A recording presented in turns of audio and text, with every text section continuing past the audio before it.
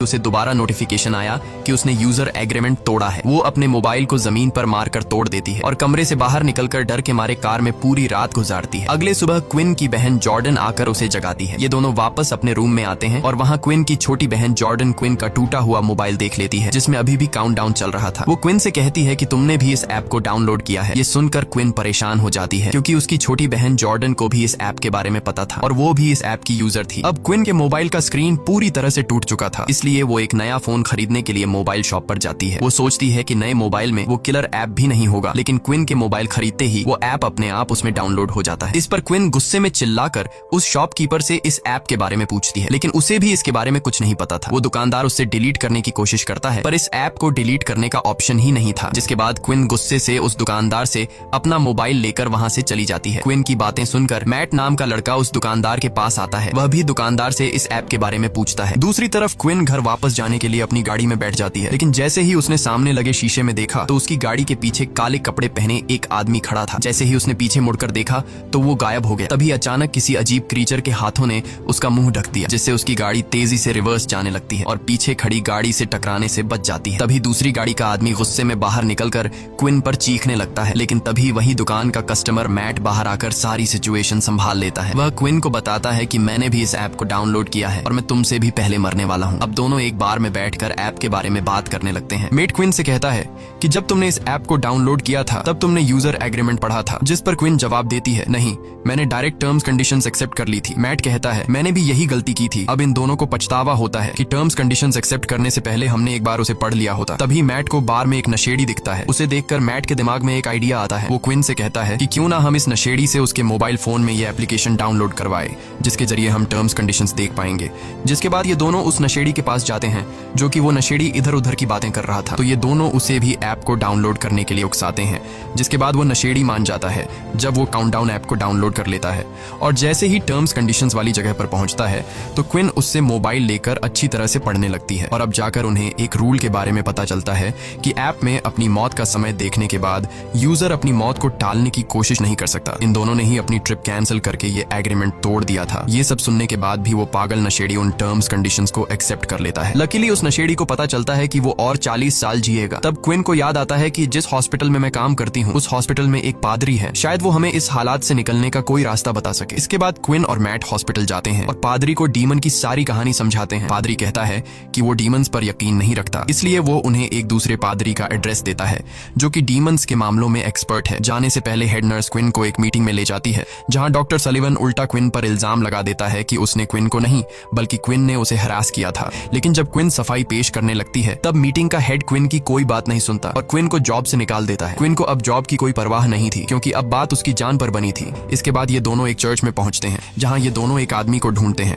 जिसके बारे में उन्हें पादरी ने बताया था और आखिरकार ये दोनों उस फादर तक पहुंच जाते हैं और फादर को इस ऐप के बारे में सब कुछ बता देते हैं। उनकी बातें सुनकर फादर उन्हें बाइबल में लिखी एक कहानी सुनाता है। कहानी में लिखा हुआ होता है, कहीं 100 साल पहले एक राजकुमार हुआ करता था जिसे युद्ध लड़ने जाना था। ये राजकुमार डरा हुआ था कि कहीं वो इस युद्ध में मारा न जाए। जिसके बाद वो एक ओल्ड जिप्सी लेडी के पास गया और उससे पूछा कि क्या वो इस युद्ध में जिंदा बचेगा। ओल्ड लेडी कहती है कि वो उसे उसकी मौत का ठीक समय बता सकती है, लेकिन शर्त ये है कि अपनी मौत का समय जानने के बाद राजकुमार अपनी मौत को टालने की कोशिश नहीं करेगा। राजकुमार मान जाता है और उसे पता चलता है कि वो युद्ध में मारा जाएगा। अब राजकुमार मौत के डर से लेडी की बात न मानकर अपने छोटे भाई को युद्ध लड़ने भेज देता है, लेकिन उसके छोटे भाई को कुछ नहीं होता बल्कि वे लोग युद्ध जीत जाते हैं। मगर डरपोक राजकुमार के पीछे ओजिन नाम का एक डीमन पड़ जाता है जो कि वो राजकुमार को तड़पा तड़पा कर उसके ठीक समय पर मार देता है, जो कि उसके तकदीर में लिखा था। फादर ने ध्यान लगाकर पता लगाया कि इन सब के पीछे ओजिन नाम के एक डीमन का हाथ है। फादर ने कहा कि शायद यह ऐप भी उस ओजिन डीमन का एक रूप है। उसने बताया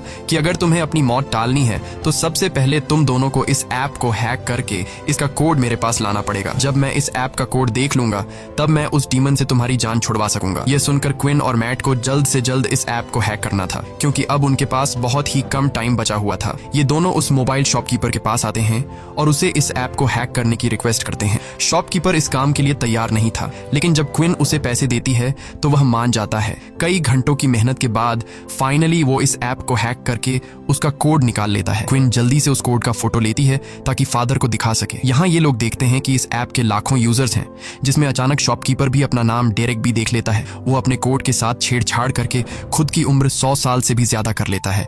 और यह आइडिया सच में काम कर रहा था। अब डेरेक के पास इस ऐप का फुल एक्सेस था। वो जितना चाहे किसी का भी उम्र बढ़ा सकता था।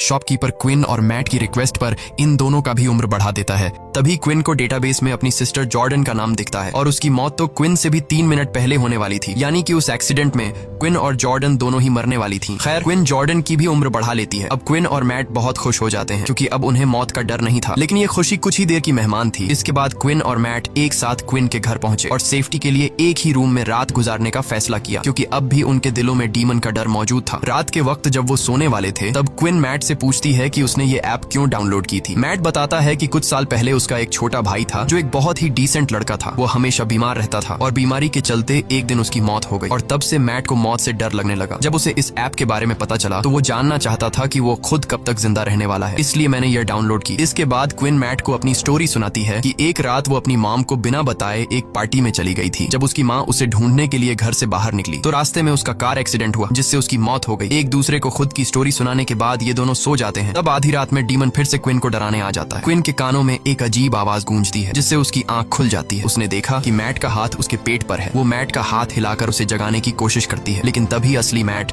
दरवाजा खोलकर अंदर आया। असल में क्विन के पेट पर किसी और का नहीं बल्कि डीमन का हाथ था। यहाँ डीमन क्विन पर हमला करता है, लेकिन मैट हिम्मत दिखाते हुए उसका कंबल छीन लेता है जिससे डीमन भाग जाता है। और यहाँ उन्हें पता चलता है कि उनका ऐप को हैक करने से कोई फायदा नहीं हुआ क्योंकि उनका काउंटडाउन वापस अपने वक्त पर आ गया है। अब क्विन को अपनी छोटी बहन जॉर्डन की फिक्र होने लगी। उधर जॉर्डन को भी डीमन डराना शुरू कर देता है, लेकिन इससे पहले कि जॉर्डन को कुछ हो जाता तभी क्विन उसे लेने पहुंच जाती है। जॉर्डन बहुत ज्यादा डरी हुई थी। अब तीनों एक साथ मिलकर फादर जॉन के पास जाते हैं। क्विन उसे बताती है कि ऐप को हैक करने का प्लान नाकाम हुआ, अब भी डीमन हमारा पीछा कर रहा है। इसके बाद उन्होंने ऐप को हैक करने वाला कोड फादर को बताया। फादर कोड को अच्छी तरह से पढ़ने के बाद समझ जाता है कि जो भी यूजर एग्रीमेंट तोड़ता है उस पर ओजिन का श्राप यानी कर्स लग जाता है, जो कि फादर के हिसाब से एक अच्छी बात है क्योंकि कर्स को तोड़ा जा सकता है। अब फादर ने डीमन को उसी के खेल में फंसाने का प्लान बनाया। वो बताता है कि अगर तुम लोग डीमन को झूठा साबित कर दो तो ये कर्स टूट जाएगा, यानी कि अगर कोई एक इंसान भी ऐप के बताए हुए टाइम से थोड़ा पहले या 2-4 सेकंड बाद में भी मरता है तो डीमन झूठा साबित हो जाएगा और इस तरह से कर्स टूट जाएगा। इसके बाद ये चारों बेसमेंट में पहुंच जाते हैं और वहां एक तंत्र मंत्र वाला सर्कल बनाते हैं। अब मैट के पास कुछ ही मिनट बचे थे और लाइट ब्लिंक होने लगता है। इसका मतलब था कि डीमन मैट को लेने आ गया है। फादर इन तीनों को जल्दी से सर्कल के अंदर खड़ा रहने को कहता है और बताता है कि जब तक हम लोग इस घेरे के अंदर हैं तब तक कोई भी शैतानी ताकत या डीमन उन्हें छू नहीं सकता है, लेकिन गलती से भी इस दायरे से बाहर निकलने की कोशिश मत करना, नहीं तो मारे जाओगे। कुछ देर बाद डीमन उनके सामने आ जाता है, लेकिन वो सर्कल के अंदर नहीं आ पाता। तभी अचानक मैट को उसका मरा हुआ भाई दिखता है, लेकिन ये असल में मैट का भाई नहीं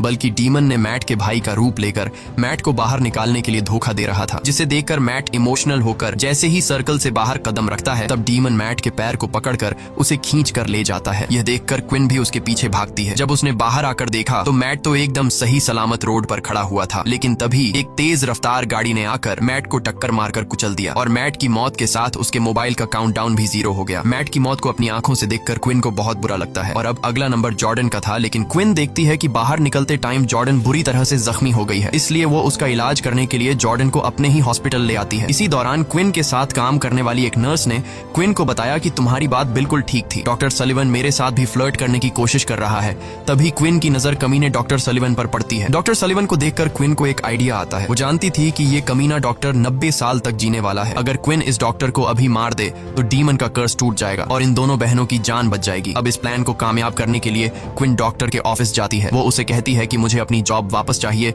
और उसके लिए मैं कुछ भी करने को तैयार हूँ। क्विन उसे कहती है कि मैं तुम्हारा हॉस्पिटल के पीछे सुनसान एरिया में इंतजार कर रही हूँ। डॉक्टर तड़प के मारे कुछ सोच नहीं पाता और क्विन की चाल में फंसते हुए उस सुनसान जगह पर पहुंच जाता है। यहाँ क्विन हाथ में एक लोहे का सरिया लिए हुए चुप कर खड़ी थी। मौका मिलते ही क्विन ने डॉक्टर पर सरी से हमला कर दिया, जिससे वह जख्मी होकर जमीन पर गिर गया। क्विन पहले से अपने साथ मॉर्फिन का इंजेक्शन भी लाई थी और जैसे ही वह इंजेक्शन डॉक्टर को लगाने वाली थी तभी डीमन ने वहां आकर डॉक्टर को खींचकर बचा लिया और डॉक्टर वहां से भाग निकलता है। खैर, अब जॉर्डन के मरने का वक्त हो गया था। उसके पास सिर्फ 2 ही मिनट बचे थे। डीमन उसे मारने पहुंच जाता है। वो डीमन से चुपकर खुद को बचाने की कोशिश करती है, पर ऐप उसकी छिपने की जगह बता देती है और डीमन जॉर्डन को पकड़ लेता है। लेकिन तभी क्विन डीमन के सामने आकर वो इंजेक्शन खुद में लगाने लगती है, जिससे कम से कम उसकी बहन की जान बच जाए। अब डीमन क्विन की मदर का रूप लेकर उसे बहकाने की कोशिश करता है। अपनी मदर को देखकर क्विन इमोशनल तो हो जाती है, पर जल्द ही उसे समझ आ जाता है कि यह डीमन का एक चाल है और वो मॉर्फिन इंजेक्शन खुद में इंजेक्ट कर लेती है। इस तरह से क्विन अपने वक्त से पहले मर जाती है और ओजिन झूठा साबित हो जाता है। तब ओजिन यानी डीमन धुआं बनकर हवा में उड़ जाता है और क्विन का प्लान कामयाब हो जाता है, जिससे जॉर्डन की जान बच जाती है। जॉर्डन अब क्विन के पास आकर रोने लगती है और तभी देखती है कि उसके बाजू पर एक मेडिसिन का नाम लिखा हुआ है और वह क्विन के हाथ में